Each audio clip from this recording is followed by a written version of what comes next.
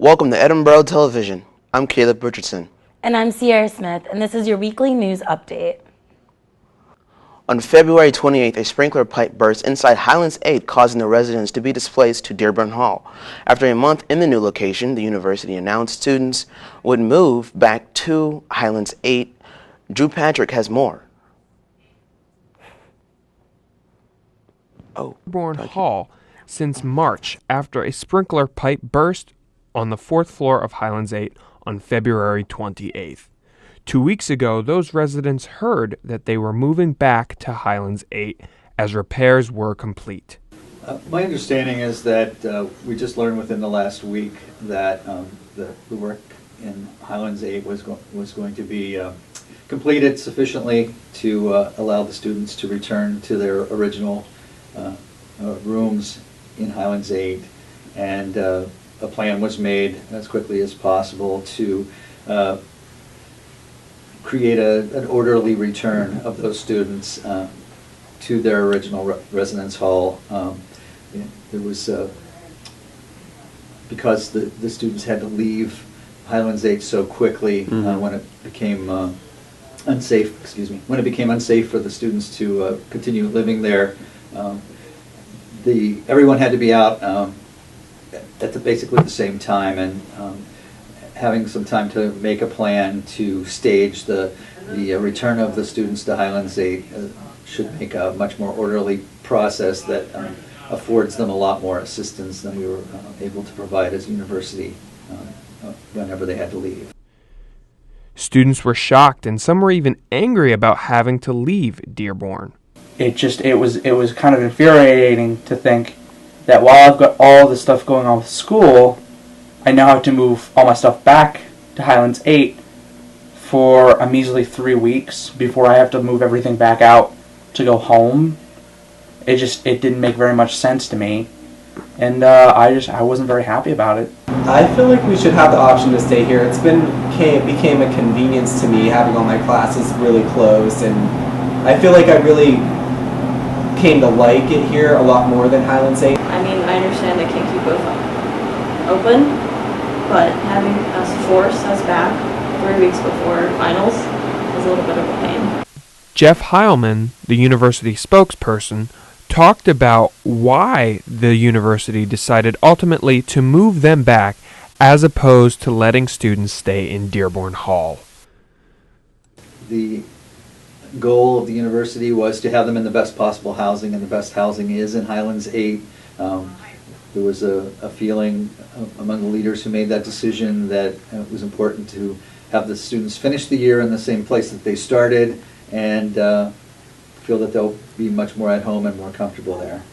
Unfortunately, we don't have enough staffing to give students the options to stay or go. We can't operate 2 buildings at the same time. We have a limited number of RAs and other residence life staff, and as well as all the other supporting other supporting people who make life livable for students in our residence halls. Students officially moved back this past weekend, with a chance to do it themselves on Friday and have the university help them on Saturday and Sunday.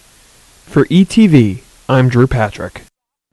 After reports of Greek life experience becoming negative, Edinboro's Greek life took action in forming a group of Wide Nation movement called Not on Our Campus. Edinboro University Greek spent last week taking signatures to raise awareness of the problem and to bring show that sexual violence and hazing is not tolerated on Edinboro's campus. Leo Herman, a member of Edinboro's Greek life, wanted to bring recognition to the problem. And we said we need to take a stand against the things that were happening on the national level, and we decided we can confront it and make our campus a safer place and show that other places that we can make them a safe environment. This comes just before Greek chapters start their annual Greek Week. Friday held Edinboro University's annual Northwestern Pennsylvania High School Journalism Day. So Sierra, you were at Journalism Day. How was it? Was it a good time? It was a very good time. I got to meet Jack Spear from NPR, who is very famous, and he's an Edinboro alum. Let's take a look. Friday, April 10th held Edinboro University's annual High School Journalism Day. Categories such as journalism, photojournalism, broadcast journalism, and web publication were available to submit in, and the department received over 100 entries this year. The day kicked off with Edinboro University's Department of Journalism and Public Relations Chairman Dr. Anthony Perrineau, who welcomed all the high school students and speakers who attended this exciting event.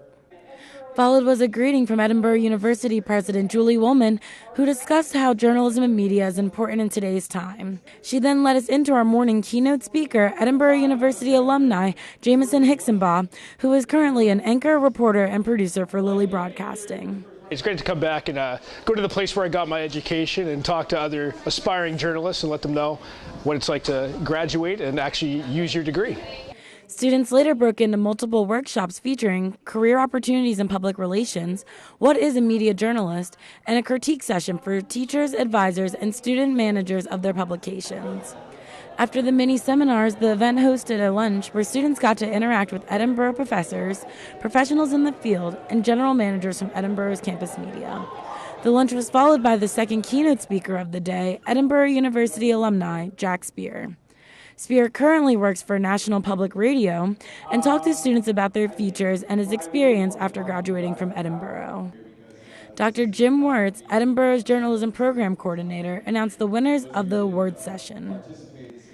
Cash prizes were provided by the Meadville Tribune, YourErie.com, Jet TV, and Fox 66, which were awarded to the top 3 finishers in each category. The awards also featured one special category for Best in Show, which was awarded to a student who the panel thought put a lot of hard work and effort and creativity into what the student produced. Jacob Perret, the winner of the special category, shared how he felt winning his awards today. It's really rewarding because, there's so much time and effort that I put into these videos because it's just me and Wogie, and so it's just really rewarding to know that it's all paid off. If you would like more information on Edinboro University's Journalism and Public Relations Department or on the competition, log on to edinboro.edu and search Journalism and Public Relations. Reporting for Edinboro Television, Sarah Smith. Friday night was the annual University Programming Board Spring Concert. Edinboro was fortunate to have performing Mac Miller come perform. Taking a break to work on his upcoming album, Miller brought the party vibe to Edinboro with his opening act, True Jackson, followed by Mac's intensive performance. Students packed the gym with excitement as the lights captivated the audience with its scenic patterns. Edinboro got to sit down with Mac Miller and asked him a few questions. The concert was enjoyed by the participants, and everyone is looking forward to the next spring concert season. On Friday, April 10th, the Edinboro community celebrated its wrestling team's third-place finish at Nationals. The Fighting Scots paraded through campus town to the Edinboro Hotel Bar to celebrate the third team finish at the 2015 Division I Wrestling National Championships last month at Scotch Trade Center in St. Louis, the highest team finisher ever. Additionally, Mitchell Port and Dave Habit were finalists at the championship, with Vic Avery and AJ Shop taking third place. Fans lined Scotland Road cheering on the team, with a large group awaited outside of the Edinboro Hotel, where there was a meet and greet with the team, as well as assortment of appetizers and cake for the team and patrons. Coming up is a look into PRSSA's first student day, who helped in the community during this year's big event. Stay tuned. PRSSA hosted their first annual Student Day with several guests from around the region. Edinboro television reporter Leslie Schaefer has more on the story. Crisis communication, networking, and how to find a job in public relations were just some of the topics discussed at the Department of Journalism and Public Relations PRSSA's first annual Student Day. Edinboro alumni Emily Morey gave the opening session a look into the career opportunities that current students and graduates have in public relations. Community service. While you are in college, is a really good time to try that out. You will be surprised how it can change your worldview and how it can help you again to further define that why. Edinboro PRSSA Chapter President Katie Close stresses the importance of public relations and how raising awareness of the chapter at Edinboro can lead to more networking and getting the ideal job for current students and graduates. I think just being able to learn and adapt new ways you can personally expand your experiences within the public relations industry. So we're taking it one step further to be able to adapt and utilize the tools that you've learned in the classes. The Edinboro PRSSA chapter gives hands-on experience in the public relations field and hopes to get the current and future members prepared for their dream job. Reporting for ETV, I'm Leslie Schaefer. Edinboro University Student Government held the big event on Sunday, April 12th. Tracy Gabriel was there, and she'll have more on the story. Sororities, fraternities, and other Edinboro University organizations gathered outside of Compton Hall last Sunday to participate in community service throughout the day in the annual big event.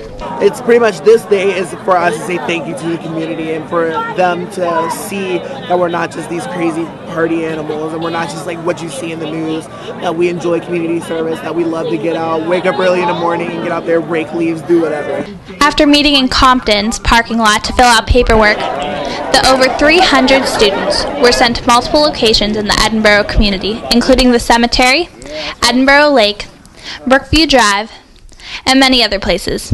And they're always really nice about it. Sometimes they always offer they want to get involved in an organization. They'll come see us at an event, and it's just really nice to get involved with the community. Students raked leaves, picked up trash, and did other things to make the community look nicer. This is my first big event, so I'm really excited to just give back to the community. I'm Tracy Gabel with ETV. On Saturday, Edinboro students and local caregivers came to Edinboro to learn more about issues concerning the disabled community. Edinboro television reporter Ben Jackson has more on the story. The Erie Homes for Children and Adults, in partnership with Edinboro University, held the seminar Living Well with a Disability. Students, caregivers, and other attendees gathered at the Polk Student Center to discuss topics relevant to individuals with disabilities and the individuals that care for them. I think it's important to have education and training on intellectual and developmental disabilities because we have a lot of individuals that surround us that have issues with developmental and intellectual disabilities, and we need to make sure that the individuals that care for those people, the caregivers as well as family members, have an opportunity to obtain education that's relevant to the work that they do and the care that they provide on a day-to-day basis. One of the event's main speakers was Josh Blue, a comedian with cerebral palsy who is best known for his appearances on NBC's Last Comic Standing and Comedy Central's Mind of Mencia. Blue spoke about his life experiences, including how he got into comedy, interning in Africa, and his time on the U.S. Paralympic soccer team, using his own style of comedic flair. Well, becoming a role model is something that's taken me a while to kind of embrace. Ultimately, I went into stand-up because I like telling jokes, and all of a sudden there's a greater message being taken from what I'm doing, and again, it took me a while to wrap my brain around the fact that it does actually help people out and change perspectives on disability. Also speaking at the seminar was Karen Morahan, a registered nurse with a PhD and an assistant professor at Edinboro University. As a mother with an autistic child, she spoke about the issues facing the caregivers of disabled individuals and how these caregivers need to put just as much care into themselves as they do the people they care for. Longevity, to remain happy and empathetic in their jobs so that they don't burn out and become resentful for the job that they're doing for people. You have to take care of yourself in order for you to be able to take care of others. The seminar also had discussions on the emotional and sexual needs of individuals with disabilities and a panel on accessing community resources. For ETV News, I'm Ben Jackson. Oh. United States Senator Robert P. Casey Jr. will be presented with an honorary Doctor of Public Service degree at Edinboro University's undergraduate ceremony on May 9th. Senator Casey is currently Pennsylvania's senior senator in the U.S. Senate and has served Pennsylvania as Auditor General for 8 years and Treasurer for 2 years. He was elected into the Senate in 2006 and re-elected in 2012. Edinboro University's President Julie E. Woolman said in a statement that Senator Casey has served the people of Pennsylvania with distinction, dedication, compassion, and consistently doing what's best for the people, the state, and the country. He has exemplified Edinboro's values: excellence, respect, and responsibility, and integrity. The undergraduate ceremony is set to begin at 10 o'clock in the morning on May 9th, followed by the graduate ceremony at 2 o'clock. Edinboro University will host an open house Saturday, April 18th. Prospective students, along with their families, will have a chance to explore the Edinboro's various state-of-the-art learning environments, as well as discuss courses and extracurricular activities with professors. Perico College holds their open house on the first Tuesday of every month from 3 to 7 in the evening for students who wish to earn an associate's degree. Edinboro's main campus will host their open house from 1 to 3 p.m. Coming up, we have our weekly weather report, followed by your global news. Keep watching. Good evening, my name is Jeremy Schreck, and I'm here with your weekly weather forecast. Currently, we have temperatures that are cool at night, but when we look at Wednesday, we see that our temperatures are going to be very mellow throughout the week, even as we get into Thursday. We see our temperatures are constant throughout that high 50s, low 60s range because we have that cold front just coming right through, right at us.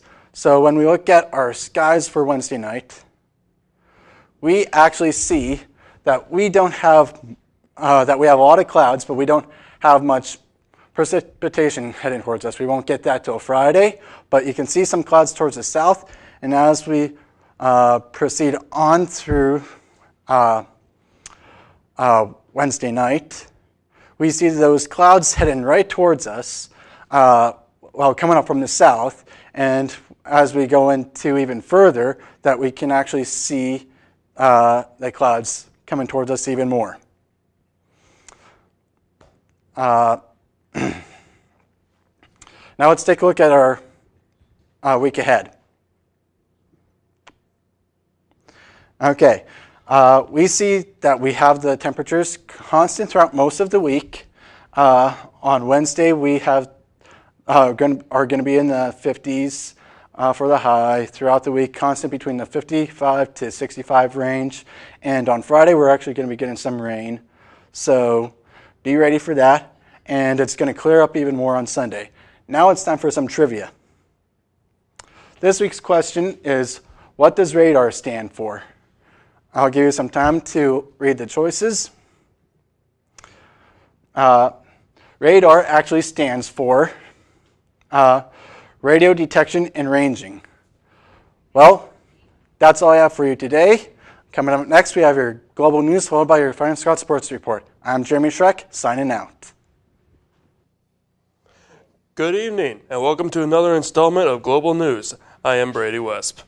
A candlelight vigil was held in Nairobi, Kenya last Tuesday in memoriam of the victims of the terrorist attacks on the University of Garissa. The attacks claimed the innocent lives of 147 young students, many of whom were the first in their communities to attend college. The terrorists separated Christian students from Muslims, making some of them recite verses from the Quran. Those who could not quote the holy book were struck down by gunfire, whereupon the terrorists unloaded on the rest of the students. The Al-Shabaab militant group has claimed responsibility for the attack, with its senior leader Mohammed Mahmoud named as the attack's instigator. Kenya's Interior Ministry has offered a reward of 20 million Kenyan shillings, the American equivalent of $215,000, for his information on his whereabouts. While justice is being sought for the victims' families in Kenya, prayers have been answered for justice for the families of the victims of the Boston Marathon bombings, as the terrorist responsible has finally received the guilty verdict. Jahar Zarsniev stands guilty on 30 counts of murder, in addition to the charges of using weapons of mass destruction, conspiracy, bombing a public place, and aiding and abetting his brother Tamerlane. The defense explains Zarzhnev was punishing Americans and sending a message to the holy warriors of radical Islam to rise up and take arms against the United States for what he and his brother perceived as crimes against Muslims. However, the overwhelming flood of evidence and testimony proved more than enough to put the courtroom's mind at ease and come to a decision. After all the formalities, it took the jury 11.5 hours of deliberations to reach its verdict. Zarzhnev was pinned on every single charge, 17 of which could easily send him to death row. Zarzhnev's attorney, Judy Clark, is one of this country's foremost experts on keeping her clients off death row. She was the attorney who represented the Unabomber and successfully managed to keep him off death row. Although with slim to no chance of staying off death row, citizens and victims alike can only guess what might transpire when the gavel strikes for the final time on this case. The next step of the trial will resume possibly early this week in order to determine Zarzhnev's punishment and whether in fact he will be sentenced to death row. Don't change the channel. We'll be right back with your Fighting Scots Sports Report with Tyler Trumbauer after these short messages. Welcome to this week's Fighting Scots Sports Report. I am Tyler Trumbauer. The women's lacrosse team had a grueling schedule of late, and it didn't get much easier last week, battling two nationally ranked teams. The Fighting Scots fell to 15th ranked Seton Hill, 16-9 on Wednesday. The Griffins stormed out to a 5-0 lead in the match, and Borough could never recover. Anna Purdy did register a hat trick for the Scots. On Saturday, Edinboro fell to 18th ranked Bloomsburg, 12-7. Becca Martin registered 1 goal and 4 assists, putting her into first on the all-time points list for Edinboro, topping Shannon Rorick. The Scots host Slippery Rock today at 4 p.m. at Sox Harrison Stadium. Visit nationally ranked Westchester on Friday and East Stroudsburg on Saturday. The tennis teams took on 2 PSAC foes in Mercyhurst and Seton Hill last week. The women's team fell 8-1 to the Lakers. The Scots' lone win came at 3 doubles with the pairing of Julia Hellstern and Lydia Brown. The men edged Hurst 5-4 on April 9th. The Scots split singles with the Lakers, but won 2 of the 3 doubles matches. At number 1 singles, Vitor Albanese was in a battle with Mercyhurst's Nanad Sherzik, winning a super breaker 7-1 after splitting the first 2 sets. The ladies battled Seton Hill on Friday and fell 5-4. Rhianne Baldwin earned a come-from-behind win at number 4 singles, defeating Paula Carvalini 3-6, 6-3, 6-4. The ladies visit Clarion tomorrow and Indiana University of Pennsylvania on Thursday to finish its regular season slate. The men's team will spend the weekend at Bloomsburg, facing the Huskies on Friday and playing Kutztown on Saturday at Bloomsburg. Borough Track and Field was represented at 3 different events last week: the Kutztown Mondashin Maltese, the Westminster Invitational, and the Bison Outdoor Classic. Bree Dietrich was the lone Scot out east, finishing 3rd in the heptathlon. Dietrich won the event last year and finished 2nd the year before. At Westminster, Deontay Powell was the highest male finisher, winning twice in the 200 and 400-meter dashes. Sydney Black was the lone female winner from Borough, taking 1st in the triple jump. At the Bison Outdoor Classic, Elliot Martinkevich had an impressive showing in the 5,000-meter run, posting an NCAA provisional qualifying mark. Emma Sullivan led the female Fighting Scots, finishing 4th in the 10,000-meter run. Both the track and field squads will stay together for the remainder of the regular season. They will compete in the Slippery Rock Open at SRU on Saturday. Speaking of the Rock, the softball team headed to SRU for a softball doubleheader Sunday afternoon. The Scots swept Slippery Rock on Sunday. The first contest went into extra innings, 9 in total, before Brooke Callaghan blasted a go-ahead homer in the top of the 9th inning. Also, Kylie Mason went yard in that inning as well. Colette Lenhart went the distance in the circle, registering 6 strikeouts and tossing 106 pitches. In the second game of the twin bill, Callaghan and Mason were instrumental again. The duo combined to go 4 for 4 at the dish and scored 3 runs. The Scots had to sweat it out, though, as SRU had the bases loaded with nobody out in the bottom of the 7th, but failed to score. The ladies are scheduled to host Gannon today at 2:30 and 4:30, visit Mercyhurst tomorrow, host Clarion on Thursday at 2:30 and 4:30, and host Seton Hill on Friday at 2:30 and 4:30. That's all for this week. Be sure to follow us on Twitter at ETV Sports to stay up to date on all the latest Borough athletic happenings. The athletic department will host a student athlete auction on Thursday, April 16th at 8. 8:30 outside or inside the multi-purpose room of the Polk Student Center. This fun event will bring enjoyment to the crowd and raise awareness to the Make-A-Wish Foundation.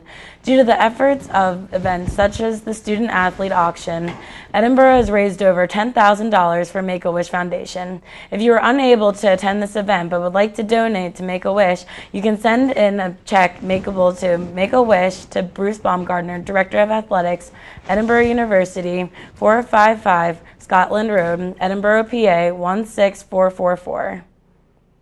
That's all the news we have for you this week. Be sure to like us on Facebook. And make sure you follow us on Twitter at Boro Television, or if you have any story ideas, make sure you email us at edinborotv@gmail.com. Thanks for watching and have a great week.